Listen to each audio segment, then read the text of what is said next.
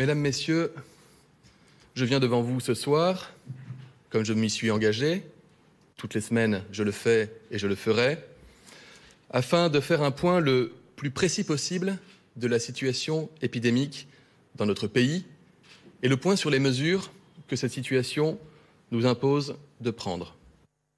Je souhaite le faire comme le président de la République et le Premier ministre me l'ont demandé, dans un souci de transparence absolue, cet exercice afin de vous donner des clés de lecture, des clés de compréhension, des clés pour saisir à la fois l'évolution épidémique et à la fois pourquoi nous prenons les mesures là où nous les prenons. Nous entrons dans une période dans laquelle il est plus que jamais nécessaire que chacune et chacun d'entre nous puissions bien mesurer où nous en sommes. Dans chacune des villes, dans chacune des métropoles, dans chacun des départements français, quelles mesures s'appliquent et quelles mesures sont susceptibles de s'appliquer dans les prochaines semaines en fonction de l'évolution de la situation. Soyons clairs, cette situation, elle continue globalement de se dégrader et la circulation du virus atteint dans certains territoires des niveaux tels que les conséquences sanitaires, et en particulier le niveau de tension hospitalière, que nous mesurons déjà et auxquels nous devrons faire face dans les prochaines semaines, exigent que nous prenions des mesures supplémentaires. Nous ne le faisons pas de gaieté de cœur. Nous le faisons parce que c'est nécessaire. Et c'est d'ailleurs ce que font également nos voisins en Europe. Certains voisins, d'ailleurs, je pense notamment à l'Angleterre, vont par endroits encore plus loin. Nous ne découvrons pas cette situation. Tout cet été, j'ai indiqué que le virus continuait à circuler, qu'il restait toujours aussi dangereux.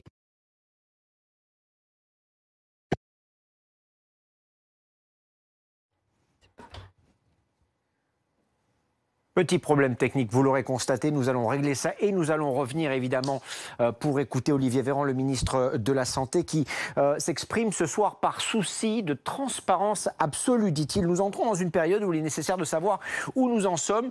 Localement, la situation continue de se dégrader. C'est ce qu'a dit le ministre, vous l'avez entendu en direct sur BFM TV.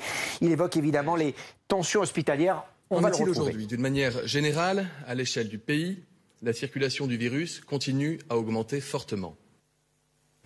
Le taux d'incidence, qui compte, vous le savez, le nombre de nouvelles contaminations par le virus par semaine, est en hausse constante. Il était la semaine dernière à 83 cas pour 100 000 habitants. Nous sommes ce soir à près de 95 cas pour 100 000 habitants et nous dépasserons sans nul doute les 100 cas pour 100 000 habitants dans les prochaines heures ou les prochains jours. Le taux de reproduction du virus, ce facteur R, que je vous ai déjà également présenté plusieurs fois, reste au-dessus de 1. C'est un indicateur qui montre la vitesse de circulation du virus, qui est un indicateur de l'évolution de l'épidémie. C'est le nombre de personnes qu'une personne malade va contaminer la semaine suivante. Je vous rappelle que ce R était beaucoup plus élevé lors de la première vague, il était de l'ordre de 3, voire au-delà. Ce que vous voyez sur ce graphe, c'est qu'il y a plusieurs méthodes pour évaluer le facteur R, selon les admissions aux urgences, selon les appels à SOS médecins ou selon le nombre de diagnostics réalisés par test PCR, mais ils peuvent varier, mais ils sont constamment au-dessus de 1. Ils sont peu au-dessus de 1, ces facteurs R, mais ils le restent. Peu au-dessus de 1, ça veut dire que si nous réalisons encore quelques efforts dans notre quotidien, j'y reviendrai, et si nous adoptons les bonnes mesures là où c'est nécessaire, nous pouvons le faire baisser en dessous de 1 et ainsi réduire enfin la circulation du virus. Nous l'avons déjà fait collectivement au printemps dernier. L'autre indicateur, c'est le taux de positivité des tests. Je vous le rappelle, sur 100 tests réalisés, combien de tests reviennent positifs? La semaine dernière, je vous ai présenté un taux à 5%. Il est ce soir à 6%. La circulation du virus n'est évidemment et malheureusement pas sans conséquences. La part des patients Covid dans nos réanimations a commencé à réaugmenter. Elle atteint désormais 19% au niveau national, c'est-à-dire qu'il y a plus de 950 patients atteints de coronavirus dans les réanimations françaises. La situation est préoccupante, également dans les services d'hospitalisation, où il y a près de 6 000 malades hospitalisés. Sur la seule journée d'hier, et d'ailleurs en moyenne, depuis quelques jours, nous comptons plus de 600 admissions par jour à l'hôpital et une centaine d'admissions dans les services de réanimation. Je vais vous donner le détail de la situation en Île-de-France afin d'illustrer l'inquiétude dont je vous fais part ce soir. Ce système de santé francilien, il est désormais fortement mis en tension. Il l'a déjà été au printemps dernier.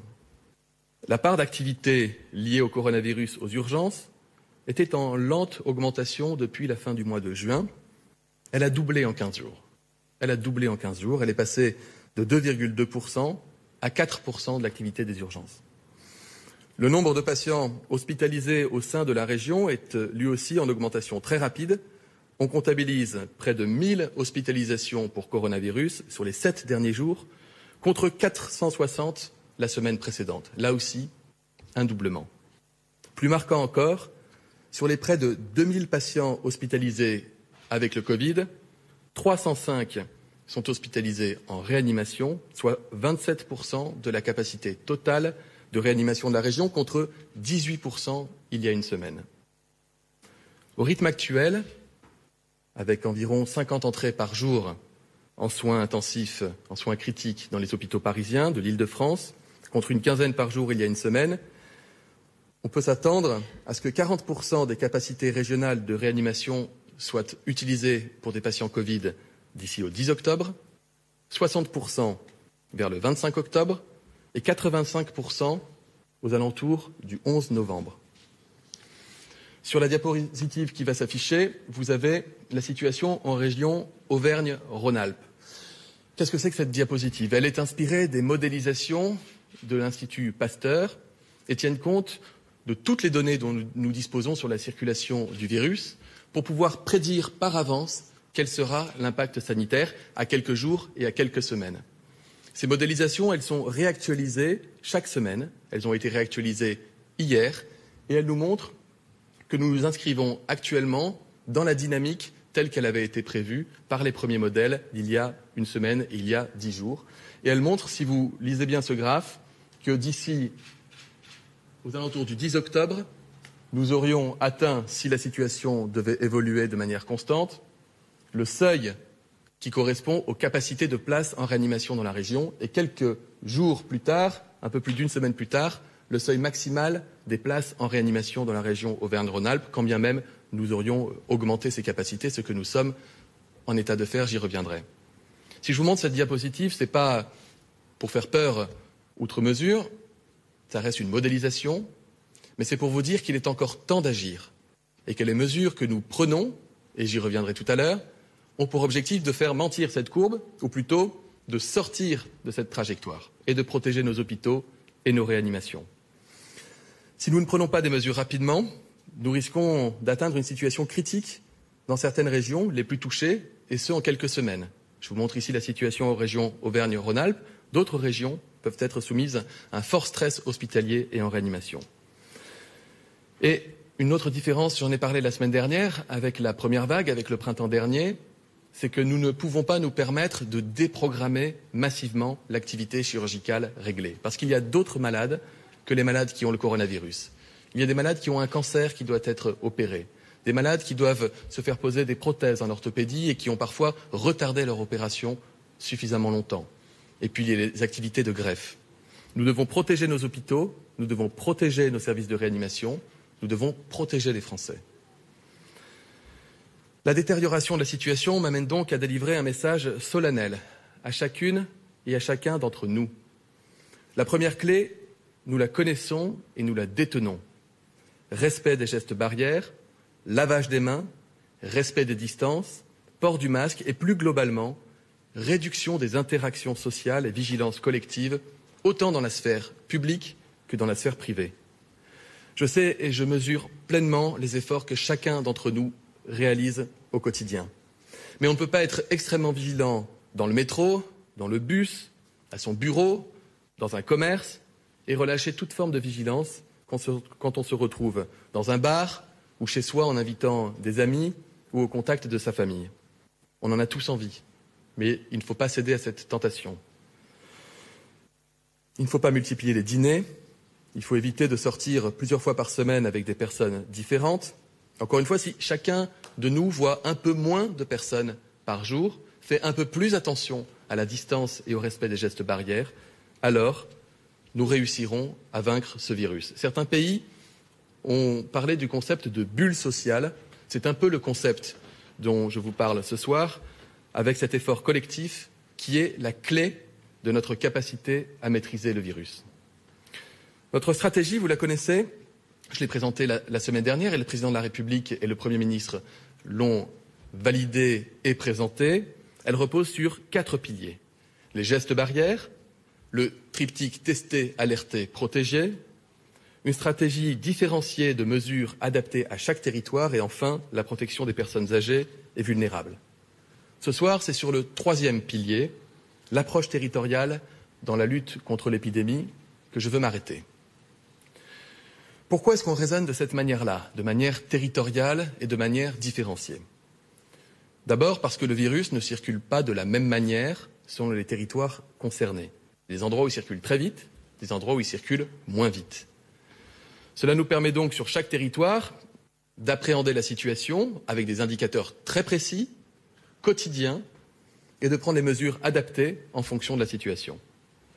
Donc cette situation, elle est forcément très variable selon les territoires et métropoles, et vous allez avoir un tableau qui va vous être présenté et qui l'illustre. Il faut donc pour chaque territoire prendre les mesures adaptées, celles qui permettront de poursuivre la vie économique, la vie culturelle, la vie sociale, mais aussi de réduire et de réglementer les événements et activités dont on sait qu'ils sont particulièrement propices à la transmission et donc à la circulation du virus. C'est un équilibre difficile. Nous ne le décidons pas tout seuls d'en haut, nous le faisons grâce à une concertation étroite avec les agences régionales de santé, avec les préfets et avec l'ensemble des élus des territoires concernés.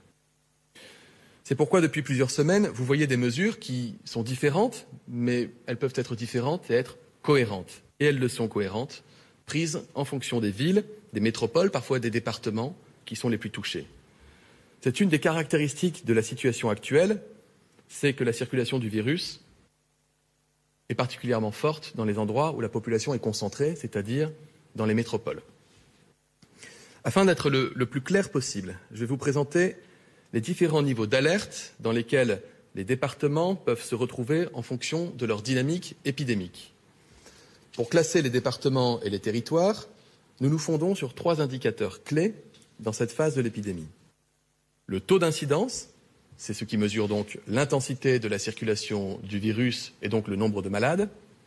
Le taux d'incidence pour les personnes âgées de 65 ans et plus, qui sont les personnes les plus fragiles face au risque de faire des formes graves d'infection.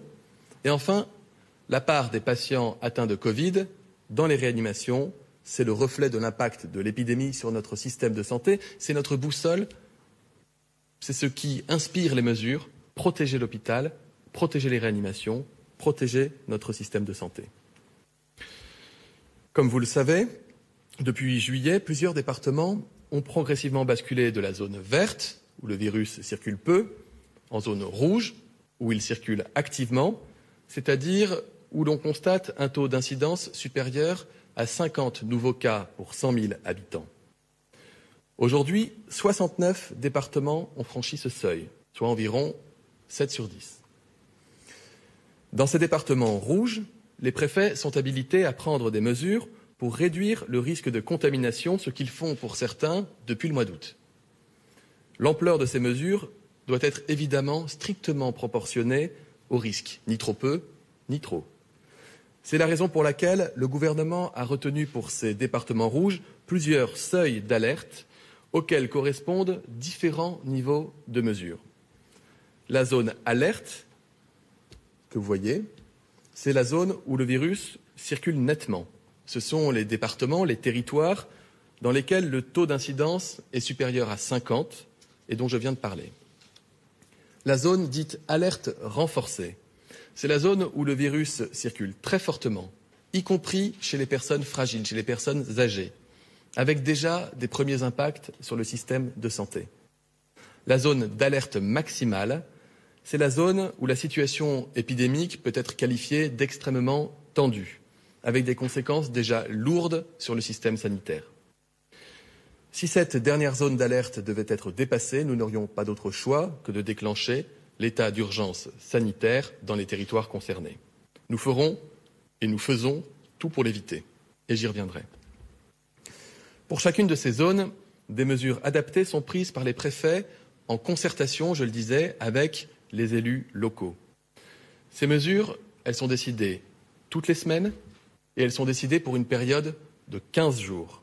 Elles sont naturellement réévaluées en fonction de l'évolution de la situation épidémique. La zone d'alerte, pour rentrer un peu dans le détail, elle se caractérise par une circulation, je le disais, active du virus. En pratique, un taux d'incidence supérieur à 50 cas pour 100 000 habitants, mais pas une circulation intense chez les populations âgées, avec donc un taux d'incidence qu'on caractérise en dessous de 50 pour 100 000 chez les personnes âgées. Et avec pas ou peu d'impact sanitaire, en tout cas un impact qui n'est pas fort sur les réanimations. Dans l'ensemble de ces territoires, dans l'ensemble de ces départements, le préfet est néanmoins habilité à prendre toute mesure qui lui semblerait pertinente. Seule une disposition est désormais et sera désormais imposée à tous ces départements rouges. Les fêtes, les mariages, les tombolas, les événements associatifs, les anniversaires, les communions devront se tenir en petit comité, c'est-à-dire à moins de 30 personnes. Les salles polyvalentes, les salles des fêtes et les autres établissements recevant ce type d'événement devront respecter cette jauge de 30 personnes. Pour la zone maintenant d'alerte renforcée, ce qui fait basculer un territoire de zone d'alerte à alerte renforcée, c'est bien souvent d'ailleurs une métropole, c'est l'augmentation du taux d'incidence au-dessus de 150, c'est un taux d'incidence chez les personnes âgées qui dépasse les 50. Dans cette zone d'alerte renforcée, il y a une circulation très intense du virus dans la population générale et qui touche les personnes fragiles. C'est un indice que la situation sanitaire est amenée à se dégrader et que des mesures fortes sont donc devenues indispensables pour freiner, enrayer la circulation du virus. C'est cette logique qui a été appliquée à Marseille, à Bordeaux et en Guadeloupe depuis 2 semaines et dont j'ai annoncé qu'elles étaient appliquées à Lyon et à Nice depuis la fin de la semaine dernière. Compte tenu de la situation épidémique, de nouvelles métropoles, que j'avais d'ailleurs citées la semaine dernière comme faisant l'objet d'une vigilance particulière, intègrent désormais cette zone d'alerte renforcée. Il s'agit des métropoles de Lille, de Toulouse, de Saint-Étienne, de Rennes, Paris ainsi que les départements de la Petite Couronne, Rouen, Grenoble et Montpellier. Les mesures qui s'appliqueront à compter de samedi et à l'issue d'une concertation entre le préfet et les élus locaux sont les suivantes. Abaissement de la jauge des rassemblements à 1000 personnes, sous réserve que les protocoles sanitaires y soient strictement respectés. Interdiction des grands événements déclarés, comme les fêtes locales ou les fêtes étudiantes. Interdiction des rassemblements de plus de 10 personnes dans l'espace public, tels que plages, parcs. Fermeture anticipée des bars, l'horaire de fermeture étant décidé par le préfet après concertation des élus. Cette mesure sur les bars entrera en vigueur lundi pour laisser le temps utile à cette concertation. En tout état de cause, les bars ne pourront pas rester ouverts au-delà de 22 heures dans l'ensemble de ces territoires. La fermeture des salles de sport et des gymnases. En effet, ce sont des espaces confinés où le port du masque est impossible, voire à minima complexe, et qui sont des lieux, hélas, de contamination importants. La fermeture de toutes les salles des fêtes et salles polyvalentes pour les activités festives et les activités associatives. Cette dernière mesure entrera également en vigueur lundi. Je vous le disais, ces mesures, pour tous les territoires que j'ai cités, vont faire l'objet d'une concertation au cours des 48 prochaines heures. Ces concertations permettront de les préciser, à la fois pour qu'elles soient les plus efficaces possibles dans notre objectif commun, la lutte contre le virus, mais aussi évidemment les plus vivables possibles, car il s'agit bien, je le répète, de vivre avec le virus. Au-delà de ces mesures de nature réglementaire, nous devons, dans ces métropoles plus encore qu'ailleurs, modifier nos comportements et nos habitudes. Le télétravail doit être favorisé autant que possible, en particulier pour les publics vulnérables. C'est naturellement à chaque entreprise, à chaque administration de voir comment il peut, selon l'activité de chacun, développer au maximum le télétravail, la période récente nous a démontré que le télétravail était à la fois possible et précieux en cas de forte circulation du virus. Il faut donc, dans les métropoles en alerte renforcée, et encore plus dans les métropoles en alerte maximale, le développer très fortement. Nous devons, plus encore qu'ailleurs, limiter les rassemblements privés, réserver ces moments de rencontre à nos plus proches, à nos familles, à nos amis. Tous les contacts sociaux sans masque dans les espaces clos, que ces espaces soient publics ou qu'ils soient privés, doivent être évités au maximum. Ce n'est pas parce qu'on est chez soi avec une dizaine d'amis qu'il y a moins de risques que le virus circule que si nous étions dans un lieu public fermé avec la même dizaine d'amis. Enfin, nous portons une attention particulière aux personnes âgées. À elles plus encore qu'aux autres, je demande la plus grande vigilance. Je sais combien elle est difficile, cette vigilance, de tous les instants, mais je sais aussi combien elle est précieuse, compte tenu du risque de développer des formes graves de la maladie. Les personnes âgées à domicile sont appelées à se protéger particulièrement en adoptant des gestes barrières renforcés, mais sans se mettre à l'écart. Les personnes âgées et les personnes vulnérables doivent aussi vivre avec le virus. Si vous êtes isolé, n'hésitez pas à contacter votre mairie. Vous avez également un numéro d'écoute et de lutte contre l'isolement qui a été mis en place par la Croix-Rouge, le 09 70 28 30 00. Nous avons tous une responsabilité collective pour nos proches, pour qu'ils ne restent pas isolés, pour nos voisins. Il faut que nous nous protégions, mais il faut aussi qu'on prenne soin d'eux. En plus des gestes barrières, on peut adopter des gestes solidaires. On peut passer des coups de fil, on peut prendre des nouvelles, vérifier si tout va bien. La protection n'est pas l'isolement. Notre attention sur la situation des personnes âgées, dans les EHPAD cette fois-ci, est évidemment particulièrement forte. Et le président de la République l'a rappelé hier au cours d'un déplacement.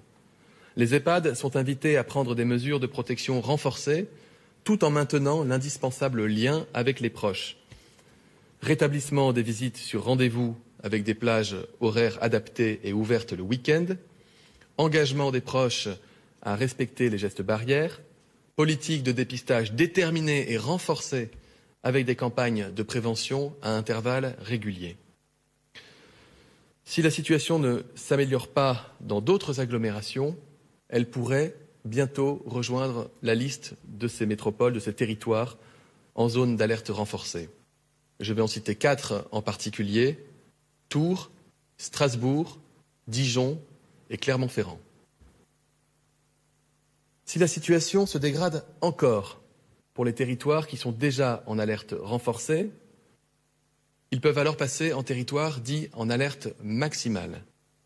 Les seuils qui déterminent ce passage sont un taux d'incidence supérieur à 250 pour 100 000 habitants dans la population générale, un taux d'incidence supérieur à 100 pour 100 000 habitants chez les personnes âgées, et enfin, un impact mesurable significatif sur les réanimations, c'est-à-dire quand au moins 30% des lits de réanimation à l'échelle de la région sont occupés par des patients atteints de Covid. J'insiste sur ce point, vraiment, c'est le point le plus essentiel. Il s'agit d'un niveau qui met, dès lors qu'on l'atteint, fortement en tension notre système sanitaire. Sont concernés par ce passage en alerte maximale la Guadeloupe et la métropole d'Aix-Marseille.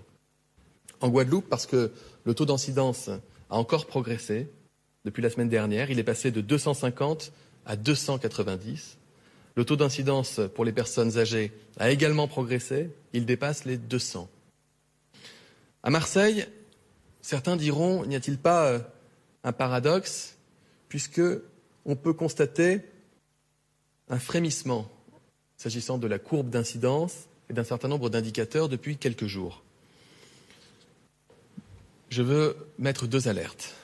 La première, c'est que tous les experts nous le disent, il faut un temps long pour considérer qu'un territoire est en train de gagner progressivement la bataille contre la circulation du virus. 3-4 jours de stabilisation affichés ne suffisent pas à considérer qu'on est véritablement sur la bonne voie. On peut évidemment l'espérer. Si c'est le cas, nous en aurons la confirmation au cours des prochains jours. Les experts disent qu'il faut au moins 10 à 15 jours de réduction consécutive, à minima de stabilisation de ces indicateurs, pour qu'on considère qu'on est sur le chemin pour vaincre la circulation du virus. La deuxième raison pour laquelle nous basculons Marseille, c'est que de fait, le taux d'incidence reste supérieur à 250 en population générale et il est de 180, donc très au-delà du seuil, pour les personnes âgées de 65 ans et plus. Et par ailleurs, le taux d'occupation des réanimations est supérieur à 30% pour les seuls patients Covid. Sur la seule journée d'hier, 20 patients ont été hospitalisés pour des formes graves de Covid-19. Pour répondre à cette situation, de nouvelles mesures s'appliqueront donc à partir de samedi, à l'issue, de la même manière, d'une concertation avec le préfet et les élus locaux. Ces mesures, j'ai conscience qu'elles sont difficiles, mais elles sont, et nous en sommes convaincus, nécessaires. Il s'agit tout d'abord de la fermeture totale des bars et des restaurants, de la fermeture de l'ensemble des établissements recevant du public, sauf s'il existe un protocole sanitaire strict déjà mis en place. À ce titre, les lieux culturels, comme les théâtres, les musées, les cinémas, disposent de protocoles sanitaires stricts et ne sont donc pas concernés par les mesures de fermeture. Et par ailleurs, nous incitons au maximum au télétravail pour l'ensemble des activités pour lesquelles c'est possible dans ces territoires. Ces dispositions, elles sont temporaires.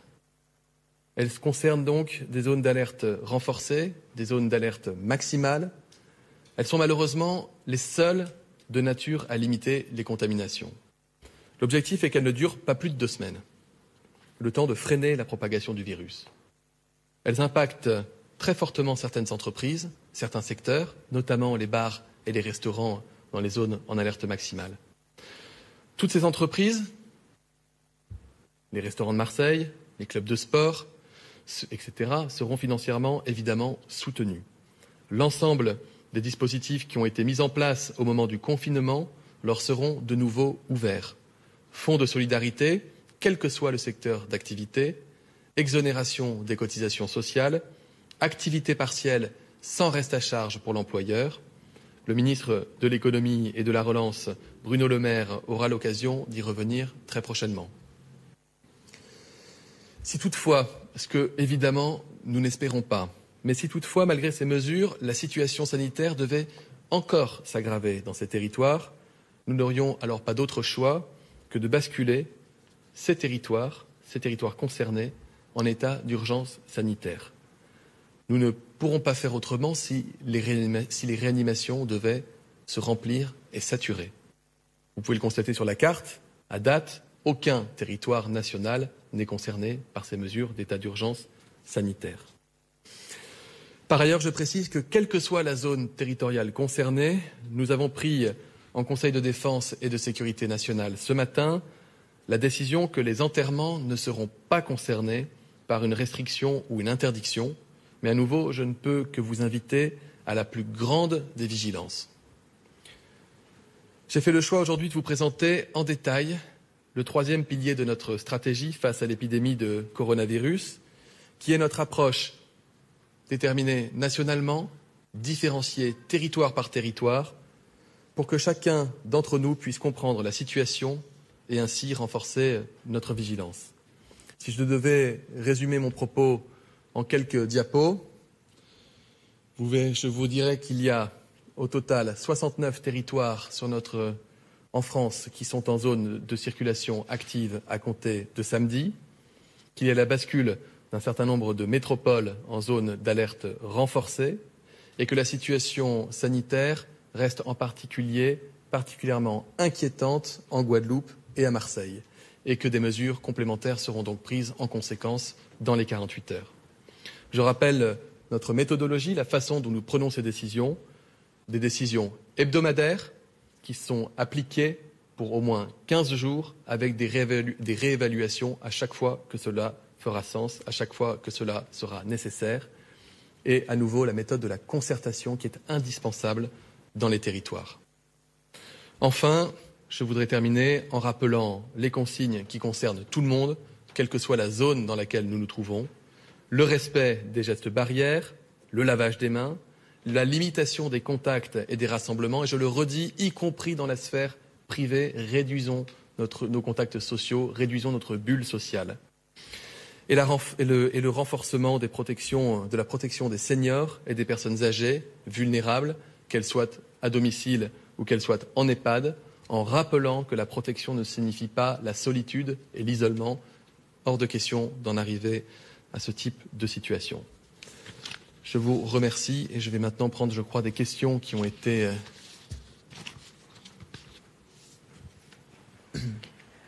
Pourquoi ne pas alléger les mesures dans les EHPAD alors qu'elles le sont dans les écoles? Il est difficile de les mettre en place et de s'y tenir dans la durée. La grande différence entre les écoles et les EHPAD, il y a beaucoup de différences entre les écoles et les EHPAD, bien évidemment, c'est que les enfants sont peu sensibles au coronavirus et que les experts nous disent que les enfants transmettent peu le virus. À l'inverse, on le sait, on l'a vécu pendant la première vague, en France comme à l'étranger, lorsque le virus rentre dans un EHPAD et qu'il contamine un résident ou un membre du personnel, il peut faire des dégâts considérables, faire beaucoup de malades et faire beaucoup de victimes. Il y avait hier soir 180 clusters, 180 groupes de cas identifiés dans différents EHPAD de notre territoire. C'est pourquoi nous mettons en place des mesures de vigilance particulières. Nous y travaillons avec la ministre déléguée en charge de l'autonomie, Brigitte Bourguignon. Le président de la République l'a rappelé hier. Nous voulons maintenir les visites, lutter farouchement contre l'isolement des personnes âgées, mais en même temps assurer leur protection. Où en sont les traitements pour la Covid-19? Qu'en est-il du vaccin?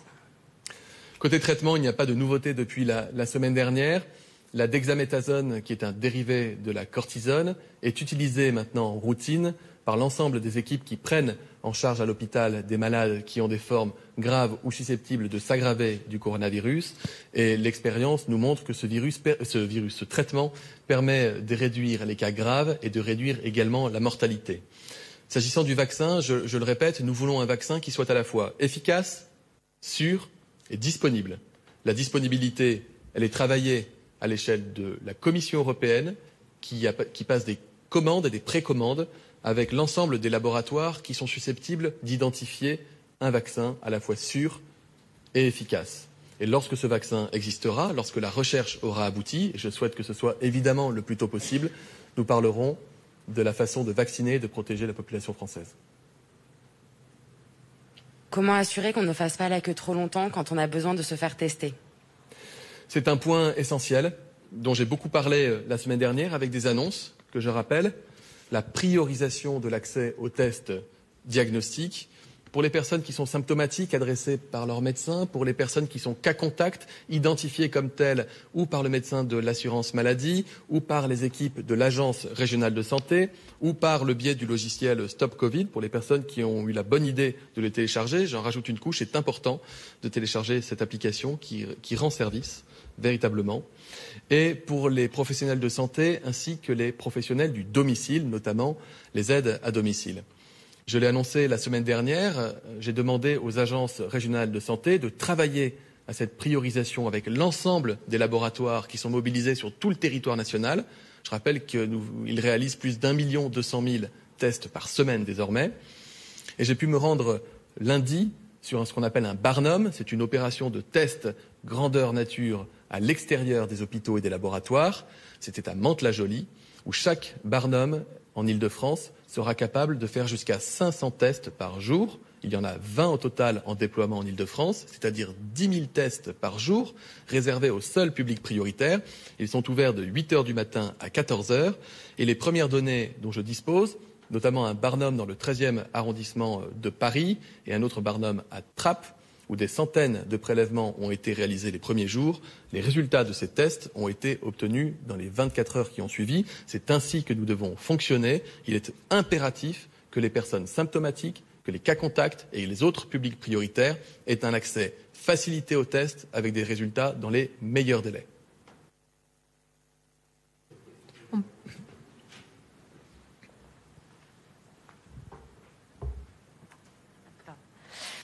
Bonsoir, Monsieur le Ministre. Julia Van Elst pour BFM TV. Vous l'avez largement expliqué, on voit que la situation se dégrade dans plusieurs territoires et métropoles. À l'heure où je vous parle, est-ce qu'aujourd'hui, vous pouvez nous confirmer qu'il n'y aura pas de reconfinement même locale, dans ces territoires, si la situation venait à se dégrader à nouveau? Votre question est parfaitement légitime, si je puis me permettre de la caractériser ainsi, d'autant qu'on voit que certains pays autour de nous sont amenés à mener des actions de reconfinement localisées. C'est le cas notamment dans de nombreux quartiers de Madrid, en Espagne. Nous faisons tout pour ne pas en arriver à des mesures de confinement, même partielles et même localisées, même territorialisées. Pourquoi nous prenons des mesures qui sont des mesures fortes et encore une fois qui ont un impact sur le quotidien des Français qui vivent dans ces territoires?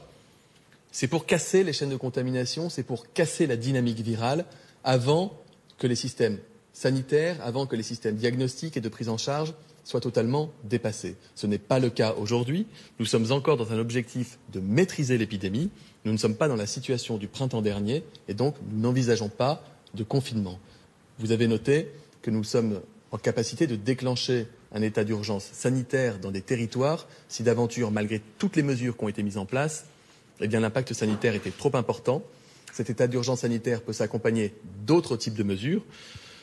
Je ne veux pas, nous n'envisageons pas de reconfinement généralisé et nous ne souhaitons pas tendre vers un confinement, quelle que soit sa forme.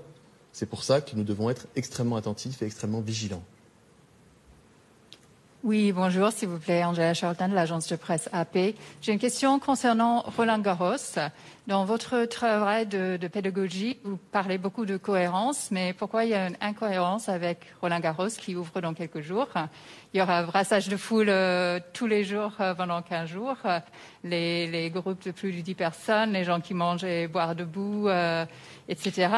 Donc pourquoi les spectateurs là-bas auront les règles différentes que celles où que le public français dans les ou le public dans les autres endroits de Paris, ou est-ce qu'il y aura les changements des règles pour Roland-Garros suite à votre annonce ce soir?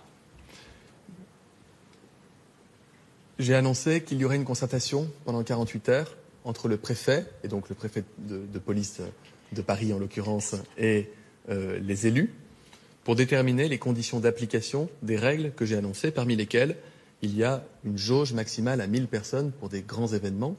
Donc cette concertation, le résultat de cette concertation, vous l'aurez lorsqu'elle aura eu lieu. Votre question est tout à fait juste. Vous pourriez m'interroger sur d'autres événements. J'ai appelé l'ensemble des maires des communes qui sont concernées par un passage en zone d'alerte renforcée aujourd'hui. Et par exemple, je me suis entretenu avec le maire de Saint-Étienne, de la foire internationale de Saint-Étienne qui doit se dérouler à la fin de la semaine. Dès lors que nous mettons en place des jauges et des limitations, cela a forcément un impact sur tout type de grands événements. Attendons les résultats de la concertation. Bonjour, Hélène Bonnet pour TF1 LCI. J'ai juste besoin d'une précision sur la fermeture des bars, notamment à Marseille. Ça s'applique à partir d'aujourd'hui ou de lundi? À partir de lundi. D'accord. Bonjour, Sylvie Burnouf de l'APM.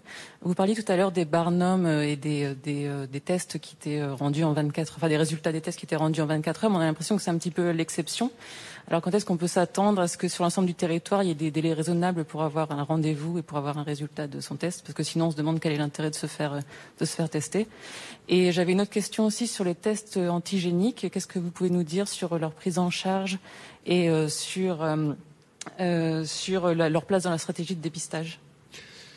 D'abord, vous dire qu'à l'échelle nationale, 55% des résultats de tests sont rendus dans les 36 heures. Et c'est 65% ou 66% des résultats de tests qui sont rendus dans les 48 heures. Ce qui veut dire qu'il y a encore au moins un tiers des tests qui sont rendus dans un délai supérieur à 48 heures, donc trop long. Ça ne veut pas dire que ça dysfonctionne partout, mais ça veut dire qu'il y a des endroits en tension particulière. Ces endroits sont notamment les métropoles dans lesquelles le virus circule le plus, puisque par définition, c'est là que vous avez le plus de personnes symptomatiques, le plus de cas contacts, et donc ça embouteille. Et c'est pour ça que ça bouchonne, plutôt qu'embouteille. Du coup, c'est notamment le cas en Île-de-France, c'est pour ça que j'ai parlé des 20 Barnum en Île-de-France, mais dans l'ensemble des régions qui sont concernées, des dispositions spécifiques à chaque territoire, qui passent d'ailleurs souvent par le déploiement de ces Barnum, sont mis en place pour pouvoir répondre à cette demande, qui est une demande, encore une fois, légitime, que je comprends, que je partage, à laquelle je m'associe pleinement et pour laquelle nous déployons tous les moyens. Sur la question des tests antigéniques, j'ai saisi la Haute Autorité de Santé pour que, sur la base des données dont elle dispose, et notamment des expérimentations qui sont conduites dans notre pays, je pense aux hôpitaux parisiens par exemple, depuis quelques jours, La Haute Autorité de Santé doit rendre, je l'espère, des conclusions demain soir ou après-demain.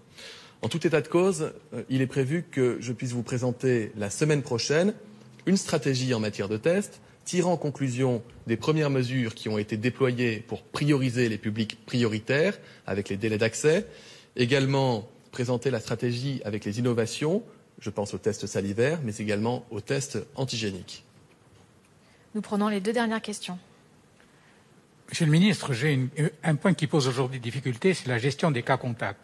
Alors je voudrais que vous nous disiez aujourd'hui, voici un point de la situation. Quel est le nombre de ces brigades sanitaires? Combien de monde aujourd'hui sont affectés à ces cas contacts? Parce qu'il me semble, enfin selon les observateurs, qu'il y a vraiment difficulté. Alors il y a en moyenne entre 2 et 3 cas contacts par personne positive.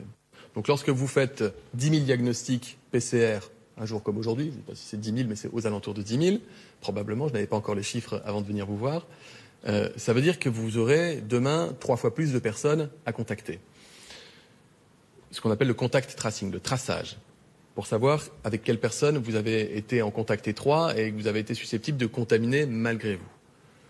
Ce traçage, il repose sur 3 niveaux d'intervention. Les médecins, l'Agence régionale de santé et l'assurance maladie. Votre question me permet d'ailleurs d'inviter les personnes qui sont diagnostiquées positives par test PCR à ne pas hésiter à contacter leur médecin quand ils le savent. Ils ne sont pas obligés d'aller le voir.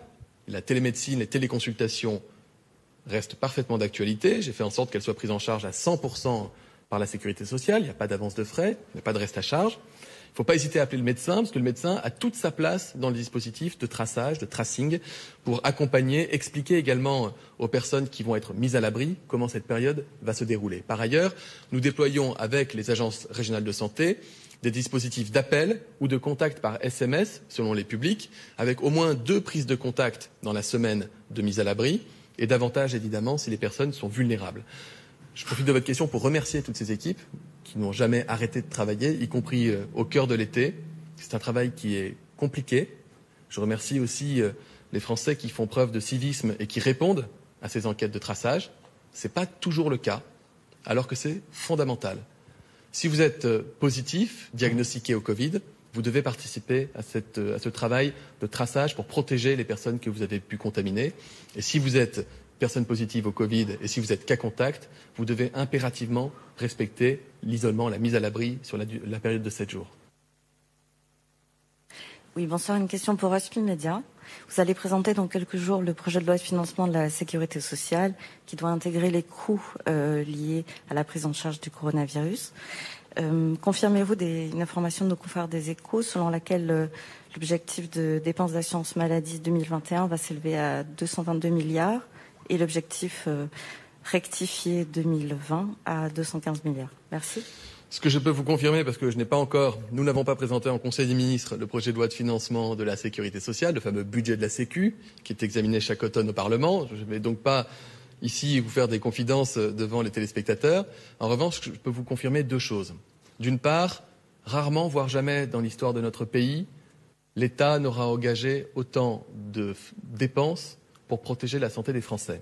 Et forcément, ça a un impact sur l'équilibre de l'assurance maladie. C'est le quoi qu'il en coûte.